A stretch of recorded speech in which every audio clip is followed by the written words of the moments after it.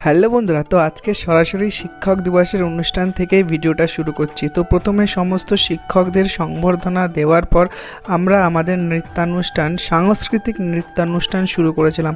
একে একে আমাদের সমস্ত ছাত্রছাত্রীরা খুব ভালোভাবে তাদের নাচ প্রদর্শনী করছিল।